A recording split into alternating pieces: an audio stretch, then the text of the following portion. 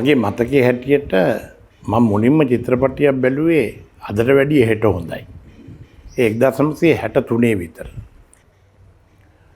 පාසල යන කුඩා කාලේ ඉඳලම සිනමාවට, කලාවට, සංස්කෘතික අංගවලට මගේ ආසාවක්, කැමැත්තක් තිබුණා. ආචාර්ය ලෙස්ටර් ජේම්ස් පීරිස් ෂූරින්ගේ ගම්පෙරළියම් බලලා තරුණ අවදියට එද්දී මට සිනමාව ගැන ලොකු ගෞරවයක්, ආදරයක් ඇති වෙන්න පටන් ගත්තා.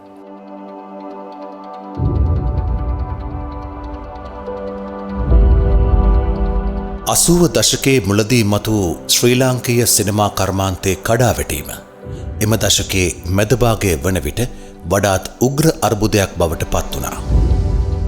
ශ්‍රී ලංකාවේ සිනමා කර්මාන්තයේ අර්බුදයට ලක් වෙන්නේ 1977න් පස්සේ. කියන්නේ 77න් මතුවෙච්ච විවෘත ආර්ථික ප්‍රතිපත්තියත් එක්ක තමයි ලංකාවේ සිනමා කර්මාන්තයත් යම් අර්බුදයට ලක් වෙන්නේ. මේ ලංකාවේ සිනමා කර්මාන්තයේ එතෙක් හිටපු ව්‍යාපාරිකයෝ චිත්‍රපටි නිෂ්පාදනයෙන් බැහැර වෙලා ඒ විවෘත ආර්ථිකයෙන් මතුවෙච්ච අලුත් ඉපෙීම් අවස්ථාවලට, අලුත් ව්‍යාපාරවලට යොමු වෙන තත්ත්වයක් අපි අඳුර ගන්නවා. ඒ හින්දාම අපේ රටේ සිනමා කර්මාන්තයට හොඳ නිෂ්පාදකවරු අහිමි වුණා කියලා කිව්වොත් ඒක වැරදි නෑ. 80 දශකයේ මුල් භාගයේ වෙන විට ලංකාවේ සිනමා කර්මාන්තයේ කඩාවැටීම උත්සන්න වෙච්ච හේතු ගණනාවක්ම තිබ්බා මේකත් එක්කම. විශේෂයෙන්ම 83 ජාතිවාදී කෝලාහලය, එතකොට සිවිල් යුද්ධ ගැටුම්, විශේෂයෙන්ම රූපවාහිනී සම්ප්‍රාප්තිය, මේ වගේ කාරණාත් එක්ක මේ වෙනකොට ලංකාවේ සිනමාවේ උන්නතියට දායක වෙච්ච නිෂ්පාදකවරු හිටියේ ඊටාම කීප දෙනෙක්, ඊටාම 14ක් කියලා අපිට අඳුරගන්න පුළුවන්. ආචාර්ය සුමිත්‍ර ආරච්චිගේ දොන් බන්දුල චන්ද්‍රසිරි ගුණවර්ධන ශ්‍රී ලාංකීය සිනමාවේ බන්දුල ලකුණ සනිටුහන් කරන්නේ අපේ දේශීය සිනමාවේ අර්බුදය උත්සන්න වෙන කාලයක. ඒ 80 දශකයේ මුල භාගයේදී. ඔහු හැම විටම කැප වී සිටියේ දේශීය සිනමා කලාව පෝෂණය කිරීමට, එහි අභිවර්ධනය උදෙසා කටයුතු කිරීමට. බන්දුල ගුණවර්ධන හුදු අර්ථපතියෙක්ම නොවේ. ඔහු එක පැත්තකින් විචාරකයෙක් විදිහට, අනෙත් පැත්තෙන් බුද්ධිමතෙක් විදිහට, අනෙත් පැත්තෙන් විද්වතෙක් විදිහට සමහර විට ඔහුම කැමති ප්‍රකාශන සිනමාවට ගෙන ඒම සඳහා මුදල් වියදම් කර තිබෙනවා.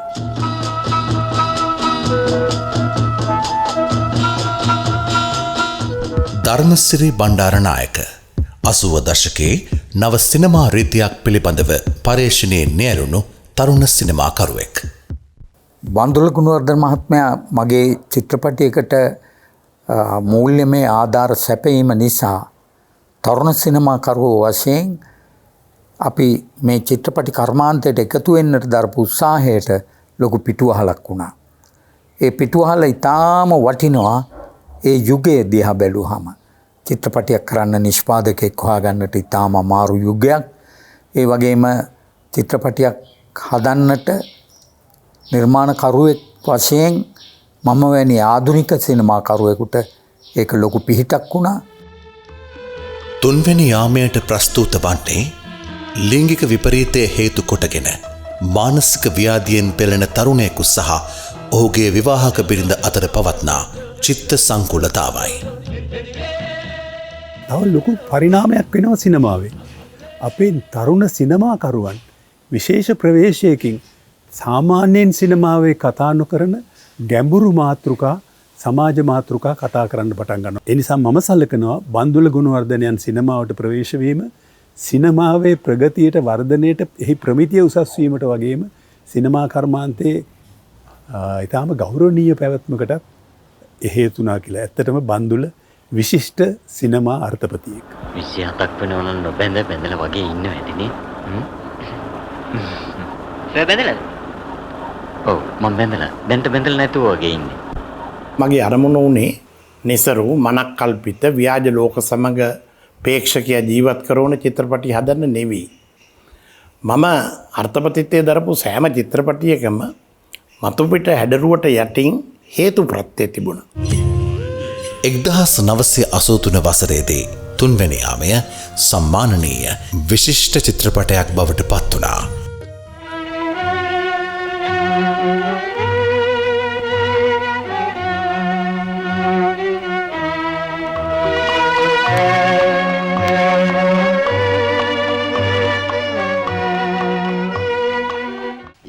ඔබට තියෙන්නේ අපේ ආරච්චි මස්තනා ළඟට යන්නනේ.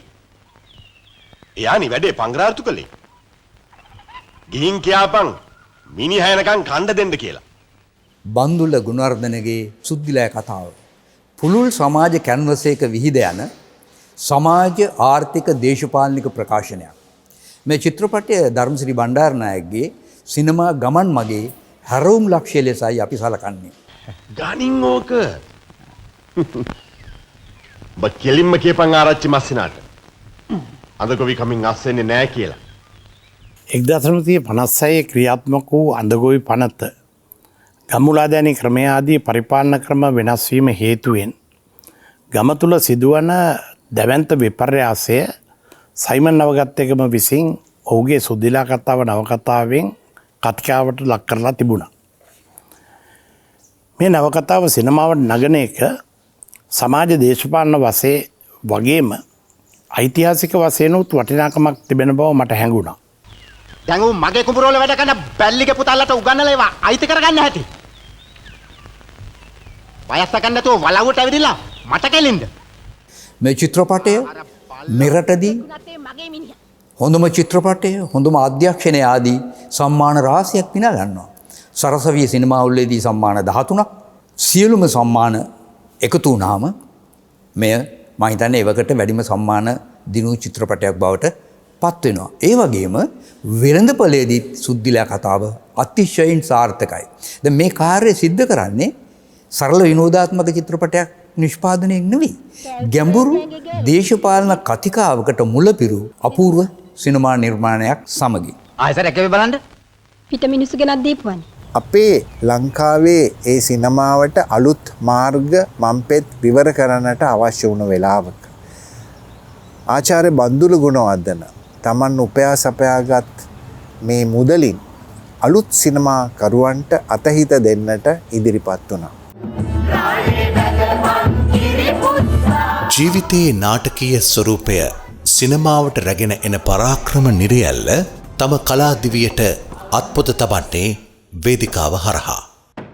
නාට්‍යකරුවෙකු ලෙස සිනමාවෙන් ජීවිතය විනිවිද දකින්නට භාවිතා කරන ලද ඔහුගේ රූපඥානය කල එළි වෙන්නේ 1989 දී. ඒ බන්දුල ගුණවර්ධනයන් විසින් නිපදවන ලද සිරිමැදුරෙන්. මිනිසා මරණ තුනක් නැති මිනිසා බලා සිටී. ඔබට නිර්මලාව රුස්සන්න නැත්නම් අර වැඩකාරීත් එක්ක දීග ගන්න මම ඔබට බාධා කරපින්දද? නවකයෙක් විදිහට මට ලොකු ධෛර්යයක් වුණා සිරිමැදුර නිෂ්පාදනය. බන්දුලට වුවමනා වෙලා තිබුණු දෙයක් තමයි මේ සමාජ යථාර්ථය පිළිබිඹ වන යථාර්ථ ගවේෂී වන යථාර්ථය පිළිබඳව සත්‍ය එළිදක්වන නිර්මාණ සඳහා දායක වෙන්න උන්ට ලොකු උවමනාවක් තිබුණා. ළඟට එන්නයි කියලා කිව්වේ. ළඟට නිෂ්පාදකයෙක් හැටියට අපේ සිනමාවට අපේ කර්මාන්තයට ඔහු ප්‍රවිෂ්ඨ වීම ඇත්තෙන්ම සිනමාවේ වාසනාවක්.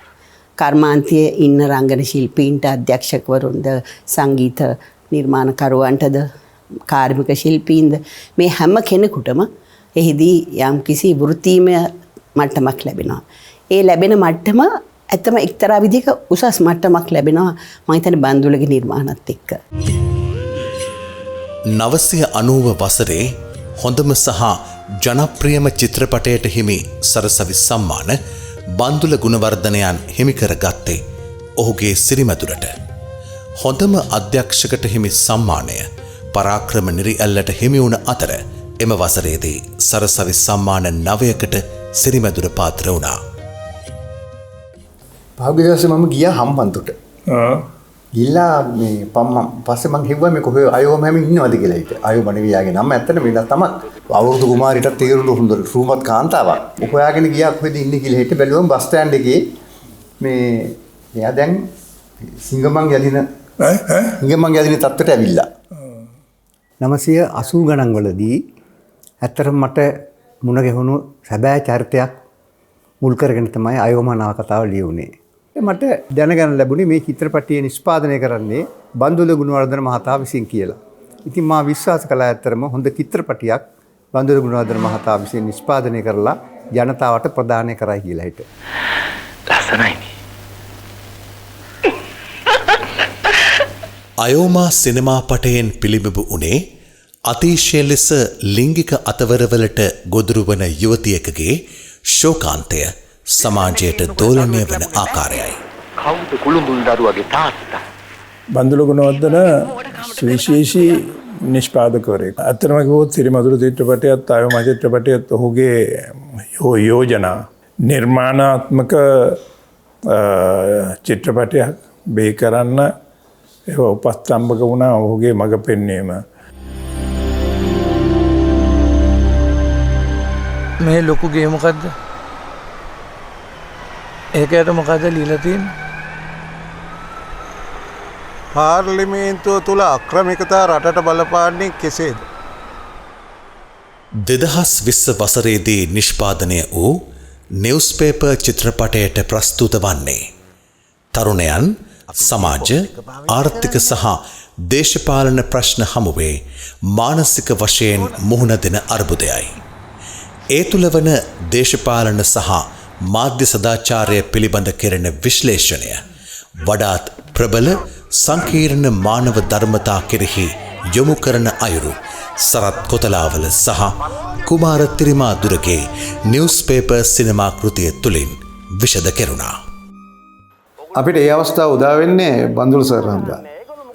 මොකද අපි නිවුස්පේපර් චිත්‍රපටය හදනකොට චිත්‍රපටයේ සන්දර්භයටවත් එහි අන්තර්ගත සමාජ දේශපාලන විසංවාදයටවත් ඔහු මැදිහත් වුණේ නැහැ. ඒ නිදහස අපිට දුන්නා. අපිට චිත්‍රපටයක් හදන ලොකු ආසාවක් තිබ්බා. ඒ ආසාව මම හිතන්නේ ඉෂ්ට කළේ බන්දුල සර්.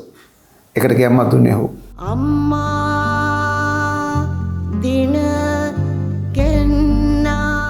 බන්දුල ගුණවර්ධනයන් රවීන්ද්‍ර ගුරුගේ සහ HD ප්‍රේමසිරි සමග නිෂ්පාදනය කරන ලද නිවුස්පේපර් යුරෝපය ආසියාව ඇතුළු විවිධ සිනමා උල්ල නියෝජනය කරමින් ජාත්‍යන්තර සම්මානවලට සහ විචාරක ඇගේම් වලට පාත්‍ර වුණා. බන්දුල ගුණවර්ධන කියන නම මම අඳුනගන්නේ ඒ සම්භාව්‍ය සිනමා එහෙම නැත්නම් ඥානය කරන ලද සිනමාව අලුත් විදිහට ලෝකෙ දිහා බලන්න පුළුවන් යථාර්ථයට කිට්ටු දේශපාලනික සවිඥානිකත්වයකින් සිනමාව මෙහෙවන ඒ සිනමා කරුවන්ගේ පිටිපස්සේ හිටපු සෙවණැල්ලක් දැවැන්ත සෙවණැල්ලක් විදිහට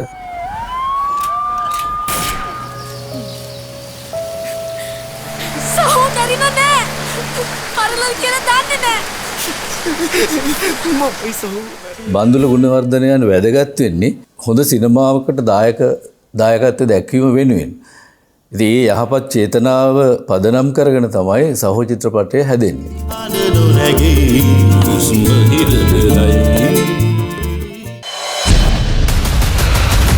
A proud cinematic anthology, sharpening and inspiring the future path of Sri Lankan cinema.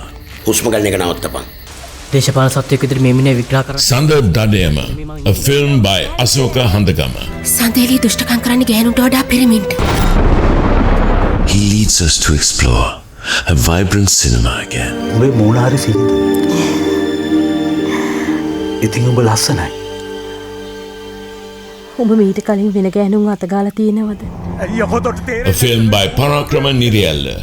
සීනයකී දෙපා නැති. මේක මට බොරු ගමනක් නෙමෙයි. මට ඒ පැත්තට යන්න බෑ.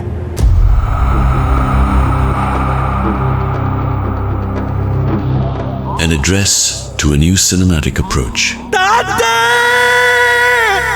This is the story of fathers. නැති එකාට විතරක් නෙවෙයි. ඇති එකාටත් කොච්චර තිබුණත් මදි. Dari. A film by Bertram Nihar. Bandula ගුණවර්ධනයන් තම සිනමා කෘති සඳහා අර්ථප්‍රතිත්වයෙන් දායක වන්නේ සමස්ත ජනතාව ඥානනය කිරීමේ අරගලයටයි.